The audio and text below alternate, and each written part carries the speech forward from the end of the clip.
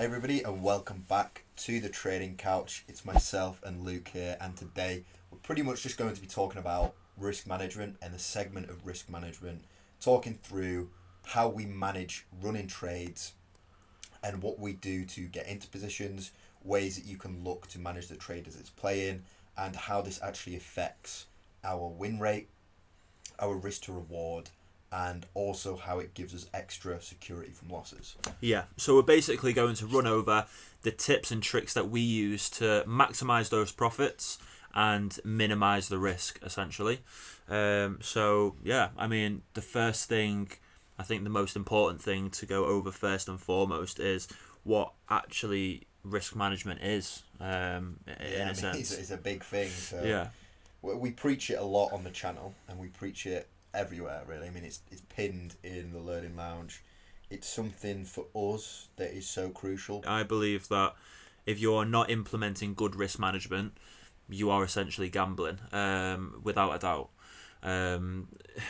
Going back to clients that we've had in the past, even my own experience with trading, without using good risk management, it is, like we've just said, it is like gambling. You are not putting any safety precautions in place to ensure that you are not over leveraging, you're not overexposing yourself, and you're not putting yourself in a bad position with your funds. To be fair, I think it just stems back from the fact that everybody wants it to be a get-rich-quick scheme, and it's not the fact that it's a get-rich-quick, it just has the potential to give you high equity returns, but that's only when you compound your account, or if you fund it, of course, your percentages returns there will be higher, but that's not until you're a competent trader, so that's still years down the line. Mm-hmm. I think the issue is people come in and like, right, how much can I pump into an account?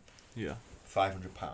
Exactly. And then when they realise, okay, we're maybe making 4% back, and that is £20, it's like, oh, I'm only making £20 back for a winning trade. Nah, I'll just over leverage. Yeah, I won't use good risk management. I'll just over leverage myself, put myself in extra risk basically, and try and win more money from my trades to make it more worthwhile. But in turn, what you're doing is just overexposing yourself, and that can lead to huge drawdowns. And we see it a lot. And I'll be honest, starting my forex career, I kind of fell into that trap myself. I was fed up of making 5-6 quid from a trade. You know what I mean? Making 1% on a trade, 2% on a trade, 3% on a trade, whatever it may be. Small amounts soon build up. It's like that saying, isn't it? Pennies make pounds. You know what I mean? And compounding is going to build your account, and I think it's just about being patient.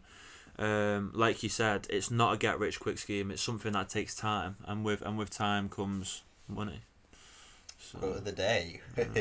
How do we look to manage trades? So I think the best way to start is when it comes to placing.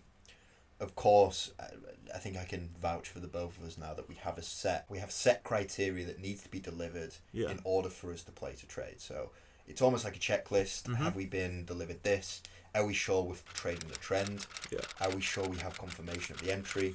Are we sure we have higher time frame confluence? There's many things we could talk about, but first things first, the main point is, do you have enough confluence, enough confirmation for a trade to be executed here? Yeah, I think that's the most important part. And like you said, there is a checklist in place, and I think everyone who is actively trading in the foreign exchange market should have a checklist in their trading plan. And without all of those boxes being ticked, you should not be placing trades. So another thing that we can implement in our trading experience is pending orders, basically. So sell limits, buy limits, sell stops, and buy stops. And what these basically do is set your trade to enter once price has reached a specific point. Now, these are brilliant if you're wanting to catch a sniper entry or a sharp reversal. If you're waiting for price to tap into a certain place, it could tap into that place. You've got your pending order waiting there. Once it's activated, once price is tapped in, we see it fall down or rise up, depending on what kind of order you've got in place. And it basically just allows you to get better entries on trades, essentially. Yeah, it's very useful for people who can't just sit and watch the markets 24/7. Obviously, if there's something you'd like to play out, you can just leave a pending order at a set zone, at a set level, and then come back and, you've probably already been tapped in the trade. You can see how it played. I personally don't like using them too often. There's definitely implementations, and I know there is some people that do the smart money strategy that do use them, but I'm going to be looking at the market anyway, so if I wanted to just execute the second it taps something, I could do that just from watching it. Yeah, so, I personally like to use pending orders. I think they're great. This is just another thing that me and James have different opinions on. He doesn't not necessarily like to use them. He just tends not to use them with his strategy. But I think for me, they're great. If I was looking for price to, as an example, if I was looking for price to break a structural low, and I wanted to get in as soon as that structural low had been broken, you could place your pending order below. Once price falls, taps into that area and continues to fall, your trade would be active, and then you are in on that trade. You'd have your stop loss set at a previous structural high, and you'll take profit somewhere that sees fit. That's just one key example. Reactions off support and resistance lines, tapping into unmitigated areas. There are so many different ways that these pending orders can be integrated. So I think they're great. I think you think they're good as well. Just depends on your strategy and how you like to trade. And as James said, if you aren't available and you aren't able to have your eyes on the markets to look for those specific entries, it's great. So if you do have a 9 to 5 and you're waiting for price to come down to an area, come up to an area, set your pending orders and leave the markets to do as they please. Of course, we then move into a whole new concept of risk management, which is managing a running trade. Yeah. So, do you want to start us off with that? Main things that you would do. Well, executed. Once a trade has been executed, then it's running. Assuming it's in good profits. If there are structural highs and lows set underneath a sell position, for example, I would then look to move my stop loss to entry, as those structural highs and lows are actually protecting my entry point. So we can expect that price isn't likely to go back to tap into our entry, for example. The opposite would be for a buy. So if you were to buy into a market, you'd want to see structural highs and lows being produced above your entry price. Again, protecting your entry. Therefore, you can move your stop loss to entry, making the trade risk-free. So if for any reason those structural highs and lows were broken and price did fall back down into your entry point, you wouldn't lose any funds. You wouldn't go into a drawdown, and it wouldn't be classed as a losing trade. I don't class break-evens as losing trades. To me, they are winners because you've entered into the market and you've not lost anything. Moving SL to entry is vital. The next point would be trailing stop losses. So if you want to cover that. Yeah, trailing stop losses, it kind of integrates into what you were saying, where you would move SL to entry if price plays out, because in my eyes, the purpose of the stop loss, regardless of where it resides, whether it's in a drawdown, at entry, trailed up, in profit, it's just if something happens in the market.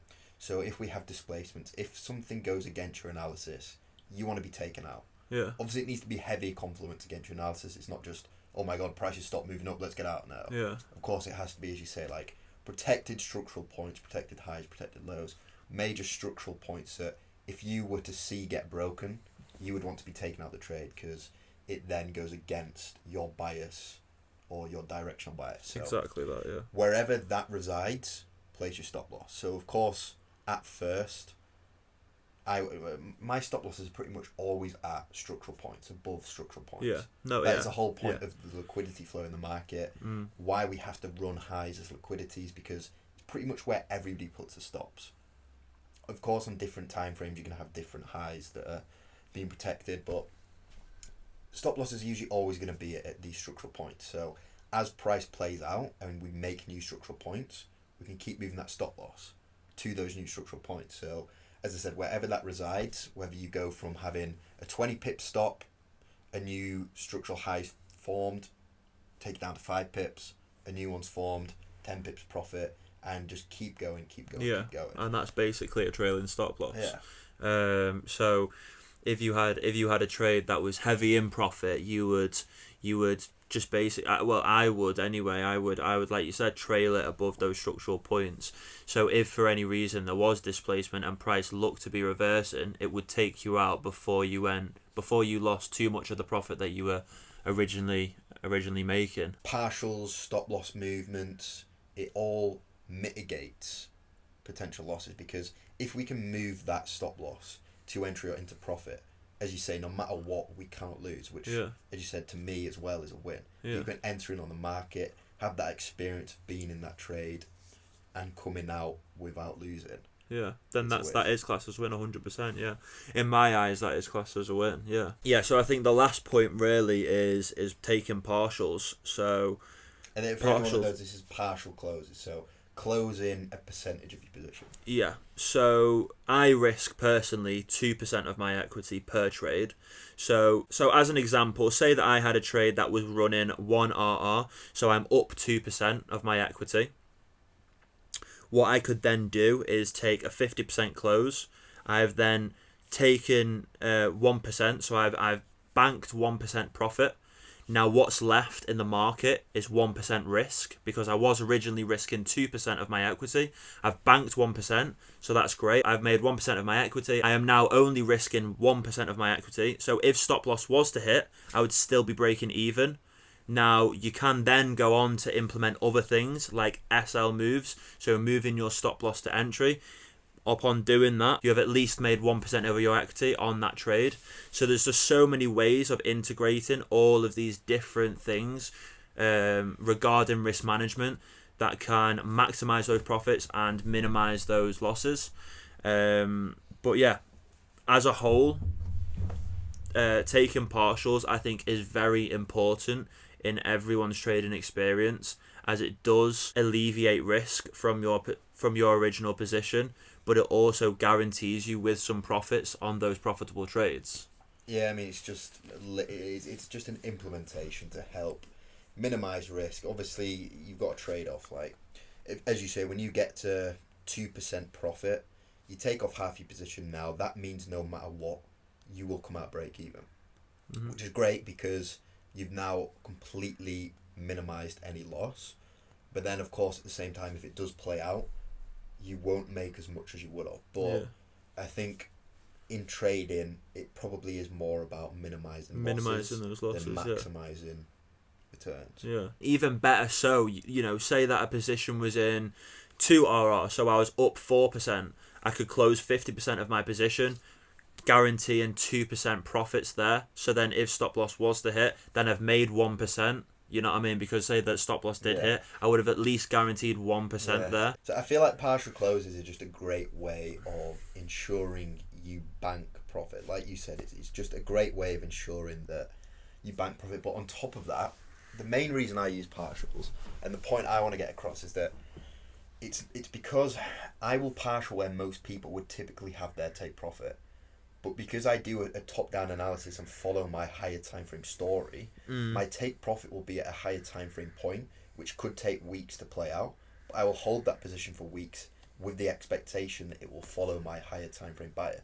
But the partials will be at more fractal points. So let's say longer term, I have a thing like 300 pips away.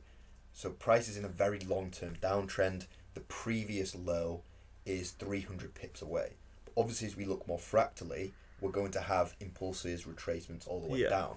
So I'm going to take partials at the end of impulses, allow that retracement to come back up, because there is a chance that in that retracement we end up blowing through and running higher. But it's I don't know, it's very hard to explain without showing. But I think the main thing is I will partial where most people would have their take profits, but by partialing it allows me to have a much wider take profit in the off chance it ends up running like some crazy RR return. 100%. But then obviously the partials bank profit in the short term to ensure that even if it goes against your bias, you come away with something.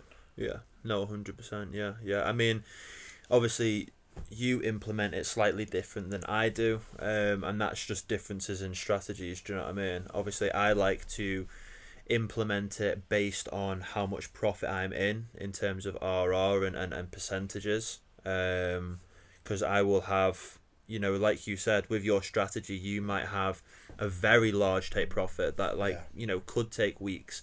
For me, it's just a case of alleviating that risk, or using the profits that I make, with my partials to cover those losses that could be incurred if stop loss was to hit. But that's why we look at implementing SL moves and moving stop loss to entry and things like that. I think the main point is like, for you, and I'd probably agree, it's more about, as we said, like minimizing losses and minimizing exposure rather than trying to maximize returns. And I think getting too caught up in maximizing your returns is what usually shoots people 100%. It leads to over leveraging and greed. Greed. Whereas exactly. I'd much rather be more reserved than the opposite side. But I think people get very misinformed and get very misled. Just that, it all comes from the expectation right off the bat that it's a get rich quick scheme.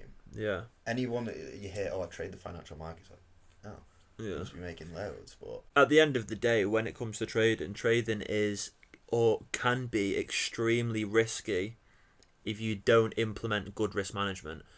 People say, you know, it's a get rich quick scheme, you can make loads of money, Yes, that's correct. You can make loads of money, but it's not a get rich quick scheme. It all comes with compounding your account, taking time, and implementing good risk management. People also say there is risk within trading. Yes, that is correct. But if you are implementing good risk management, that risk is lowered tenfold.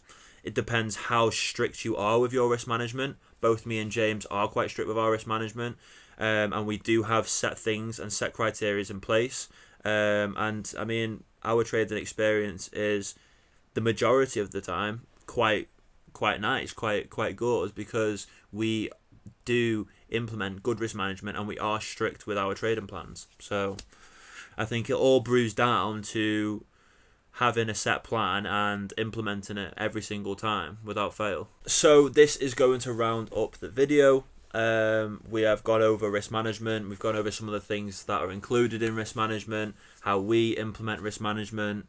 So I hope you've learned something new. And make sure you're implementing risk management from here on out. Yeah, because it's important to do so. If you do follow us on TikTok, you'll see that I always, at the end of every video, I always say trade safe and enjoy the profits. And that is something that I love to stand by. We'll have that printed out next time. Yeah, I mean, trading is fun and you should enjoy the profits, but make sure to do it safely. So yeah, I just want to say thank you for watching. If you haven't subscribed, please do so you don't miss out on any videos. And if you have enjoyed the video, give it a like. If you've got any feedback, stick it in the comments.